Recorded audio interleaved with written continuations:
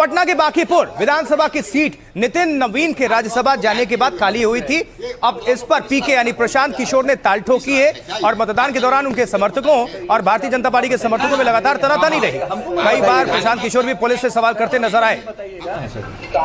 ऐसे करके कायदा होता है, चारों तरफ से घेर के आप हमको बैठे हुए हैं और कह रहे हैं कि आप कायदे से बात कर रहे हैं। हम नहीं किए हुए हैं। आप 2 आदमी को गायब किए हुए हैं। हाँ, बोल रहे हैं ये आपको पुलिस राज बना दिए हैं क्या? सर पुलिस राज है क्या? ये क्या आप करेंगे? हम अपने सीनियर को बताएंगे। ये चीज आप वहाँ बताइएगा, मेरे यहाँ बताइएगा, हमको मत बताइएगा। थाने में आपसे आदमी गायब होगा तो सर हमको नहीं बताइएगा, मैंने नहीं लिया है। बिहार की जनता देखे कि जब हम लोग के साथ आप इस तरह का व्यवहार कर रहे हैं तो आप पॉलिटिक्स हमको क्यों दिखा रहे हैं सर? क्या करेंगे सर? क्या कर लेंगे? बदली उतार के छोड़ देंगे सर। अरे आप छोड़ दिएगा तो हम क्या आपसे डर रहे हैं? हम कहाँ डर रहे हैं? बांकीपुर सीट बीजेपी की पारंपरिक सीट रही है, लेकिन इस बार प्रशांत किशोर भी दम दिखा रहे हैं और इस बीच मतदान के दौरान इलाके में कई जगह तनाव देखने को मिला है। बीजेपी ने प्रशांत किशोर के खिलाफ प्रदर्शन भी किया।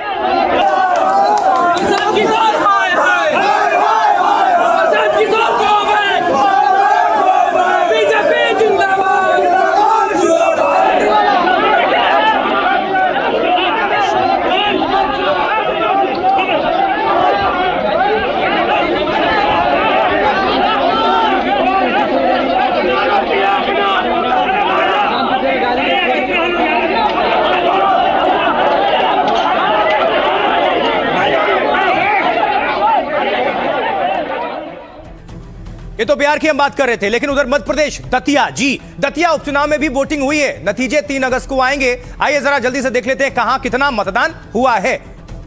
मध्य प्रदेश के साथ साथ बिहार की भी बात करेंगे। तो बांकीपुर बिहार में 34.30% मतदान हुआ, वोट कास्ट हुआ। कुल 26 उम्मीदवार मैदान में है। 1990 से इस सीट पर भारतीय जनता पार्टी का लगातार कब्जा है, हारी नहीं। उसके बाद प्रशांत किशोर पहली बार चुनावी मैदान में ताल ठोक रहे हैं। नितिन नवीन भारतीय जनता पार्टी के अध्यक्ष जो हैं वो राज्यसभा चले गए। राज्यसभा जाने के बाद यह सीट खाली हुई। अब प्रमुख उम्मीदवार कौन कौन है? बीजेपी की तरफ से नीरज सिन्हा है, जन स्वराज पार्टी की तरफ से उनके फाउंडर खुद पीके यानी प्रशांत किशोर हैं और आरजेडी की तरफ से रेखा गुप्ता हैं चुनावी मैदान में। लेकिन उधर मध्य प्रदेश दतिया की अब बात कर लेते हैं। तो करीब यहां पर बंपर वोटिंग हुई है। 71.44% मतदान हुआ है दतिया में। यह मध्य प्रदेश के पूर्व गृह मंत्री नरोत्तम मिश्रा की सीट रही है। 2023 में नरोत्तम मिश्रा चुनाव हार गए थे। इस बार बीजेपी ने टिकट नहीं दिया उन्हें। कांग्रेस विधायक राजेंद्र भारती की अयोग्यता के बाद खाली हुई थी यह सीट। प्रमुख उम्मीदवार कौन कौन है? तो बीजेपी की तरफ से आशुतोष तिवारी हैं, कांग्रेस की तरफ से घनश्याम सिंह हैं। चुनावी ताल ठोक रहे हैं। आइए सुनते हैं अब बांकीपुर और दतिया को लेकर किसके क्या क्या अपने अपने दावे। प्रयास यहाँ के जो लोग हैं पुलिस प्रशासन का इस्तेमाल कर रहे हैं, लेकिन जनता उससे डरने वाली नहीं है। अगर जनता पर लाठी चलाइएगा, जनता को अरेस्ट कीजिएगा, उनको इंटिमिडेट कीजिएगा तो अल्टीमेटली और आपके खिलाफ ज्यादा वोट पड़ेगा। कोई नहीं बचा सकता है। कोई चुनौती नहीं। प्रशांत किशोर पिछले विधानसभा के आम चुनाव में भी बहुत तीर मार रहे थे। इस बार भी कोई उनकी संभावना और उम्मीद नहीं है।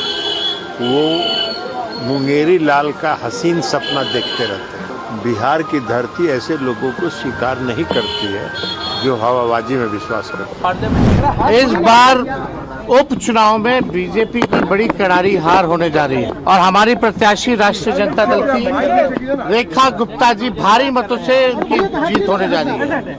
और 3 तारीख को जब नतीजा आएगा तो आप देखिएगा कि बांकीपुर से पूरे मुल्क में, पूरे देश में ये संदेश जाएगा जो राष्ट्रीय अध्यक्ष भाजपा की जो सीट जो है वहाँ से बीजेपी को हार का सामना करना पड़ेगा। कोई भी चुनाव आसान नहीं होता और ये ऐसा कहना कि नहीं कोई चुनौती ही नहीं है और हम लोग एकदम बहुत ही कंफर्टेबल पोजीशन में है, ये गलत है। लेकिन हाँ, बांकीपुर विधानसभा में जो जीत है वो 100% एनडीए की होने वाली है। कह सकते हैं पॉजिटिव फाइट नहीं होगा, एक अच्छी लड़ाई नहीं होगी, लोकतंत्र के अधिकार के लिए विकास की बात नहीं होगी, तब तक कैसे होगा। पर भारतीय जनता पार्टी जीत रही है, सब एकदम बढ़िया, मतलब कमल खिलेगा। जी हाँ जी हाँ, भारतीय जनता पार्टी जीते ये सोच था, कमल का बटन दबाया है।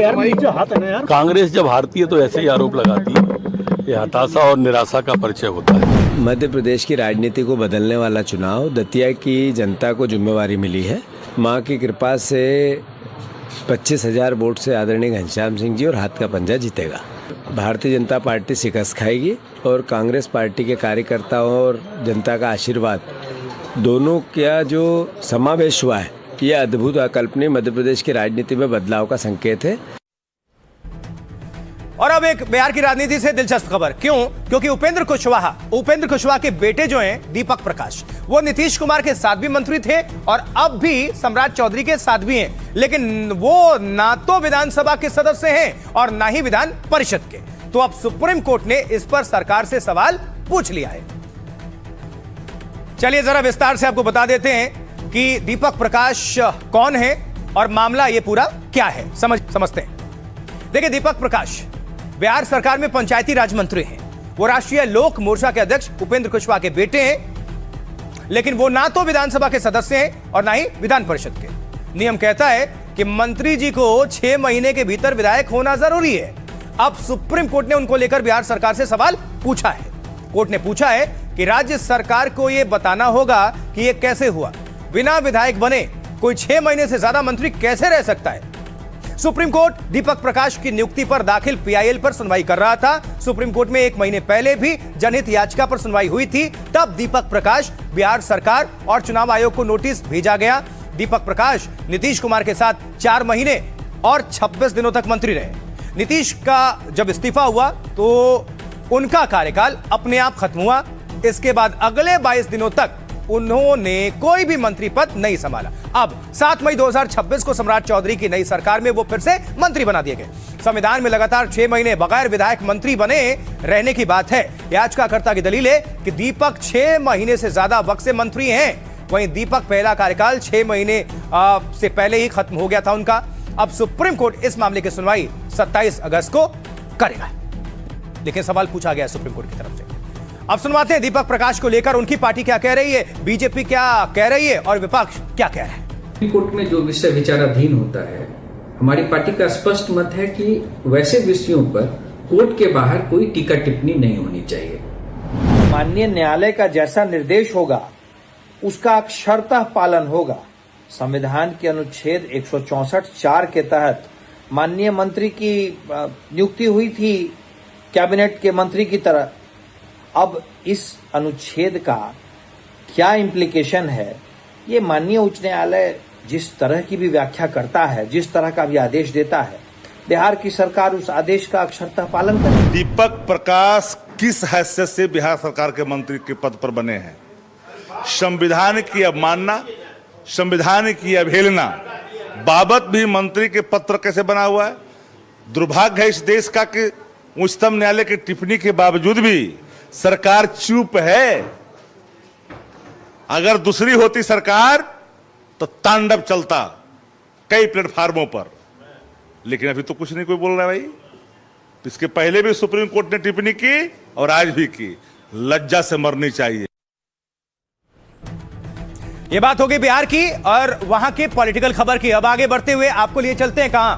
मध्य प्रदेश के धार में, क्योंकि भोजशाला विवाद की खबर आपके सामने रखेंगे। इस परिसर को लेकर हिंदू मुसलमानों के बीच विवाद पुराना है। कोर्ट के आदेश के बाद यहां हिंदू मंगलवार को वाग्देवी की पूजा करते हैं। मुस्लिमों की मांग थी कि उन्हें भी शुक्रवार को नमाज पढ़ने की इजाजत मिले, जैसा कि पहले हुआ करता था।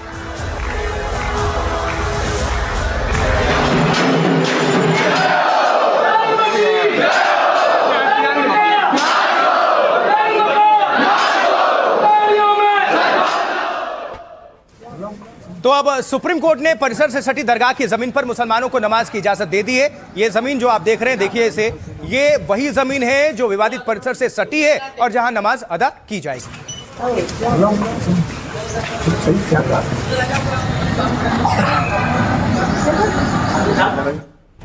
अब समझिए विस्तार से कि ये पूरा मामला क्या है। तो धार के बहुचर्चित भोजशाला मामले में सुप्रीम कोर्ट से बड़ा फैसला आया। कोर्ट ने जुमे की नमाज के लिए मुस्लिम पक्ष को जगह देने के निर्देश जारी किए। दरगाह की भूमि के रूप में चिन्हित ये जगह भोजशाला के बिल्कुल बगल में सटी हुई जमीन है। कोर्ट ने कहा शुक्रवार को दोपहर 1 से 3 तक नमाज की अनुमति दी जा सकती है। यहां पर कोर्ट के अनुसार विवादित परिसर से सटी ये जगह नमाज के लिए उपयुक्त है। कोर्ट ने कहा कि दोनों पक्ष किसी वैकल्पिक स्थान का चयन भी कर सकते हैं। मुस्लिमों ने मांग की थी कि जो भी जमीन मिले वहां से मस्जिद साफ दिखाई दे। इस मांग के बाद कोर्ट ने गूगल मैप के जरिए परिसर की भौगोलिक स्थिति का जायजा लिया।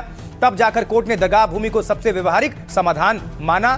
सुनवाई के दौरान एमपी सरकार ने अधिकारों की लड़ाई में ना पड़ने की दलील पेश की और कहा कि उसका मुख्य ध्यान सिर्फ कानून व्यवस्था संभालने पर है, यानी लॉ एंड ऑर्डर। अब इस पर सुप्रीम कोर्ट ने राज्य सरकार को उसकी जिम्मेदारी याद दिलाई। कोर्ट ने कहा कि धार्मिक अधिकारों की रक्षा करना भी राज्य का दायित्व है, कर्तव्य है। कोर्ट ने कहा धार्मिक अधिकारों की रक्षा करना राज्य का दायित्व है, ये आपको हमने बता दिया। अब सुनवा देंगे कि इस पर कांग्रेस क्या कह रही है, सुनते हैं सबके बयान। जब तक फाइनल ऑर्डर नहीं आता तो हमें कैंपस के सामने जो लगी हुई जगह वो दे दी जाए। जो अभी ऑर्डर, क्योंकि अभी इमीडिएटली सुप्रीम कोर्ट ने ऑर्डर पास करा, रिटर्न ऑर्डर आने में टाइम लगेगा, लेकिन जो वकीलों ने मुझे अभी बताया कि जो हमने येलो डिमार्केशन करके दिया था, उन्होंने उस जगह को लोकेट करके कहा है कि इस जगह पर कल नमाज पढ़ा दी जाए। ये तो एक टेम्पररी फेस है। अभी सुप्रीम कोर्ट ने कहा कि जब तक फाइनल डिसीजन नहीं आता तब तक नमाज वहां प्रारंभ की जाएगी, जो नमाज रुक गई थी। तो उस लड़ाई को हम लोगों को निकालना था।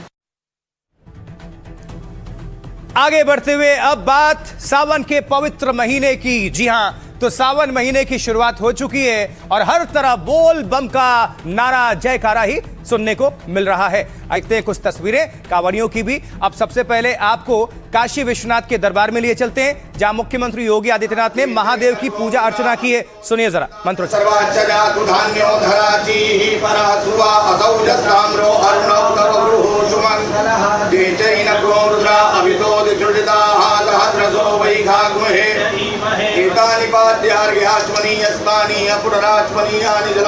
समर्पयामि ओम पयः।